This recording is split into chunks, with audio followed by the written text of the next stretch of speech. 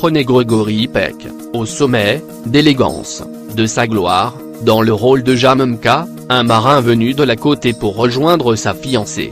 Implantez-le dans les paysages somptueux et quelque peu intimidants du Texas, peuplé de rudes fermiers à la main de fer dans un gant de fer. Opposez l'idéal de paix et de concorde du premier au principe viril et au désir d'en découdre face au moindre obstacle des seconds.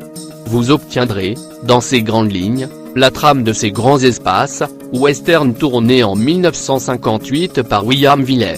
Réalisateur virtuose que n'effraient ni les vastes proportions ni les récits épiques, il tournera son fameux Ben-Hur l'année suivante.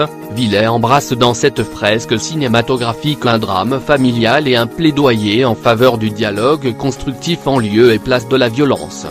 Le tout magnifié par un cadre somptueux filmé dans une explosion de couleurs et de perspectives pour offrir aux spectateurs une immersion dans ce Texas au soleil généreuse autant qu'écrasant. Le film est empreint d'une générosité et d'un souffle indéniable pour donner la réplique à Gregory Peck, parfait de dignité en défenseur du droit et de la vertu soudain bousculé par un amour imprévu. Le récit déploie une galerie de personnages campés par quelques étoiles hollywoodiennes de l'époque, dont la ravissante Jean Saint-Mont, en institutrice pleine de douceur et de charme, et Charlton Heston, auquel William Villay offrira bientôt le rôle titre de Ben-Hur.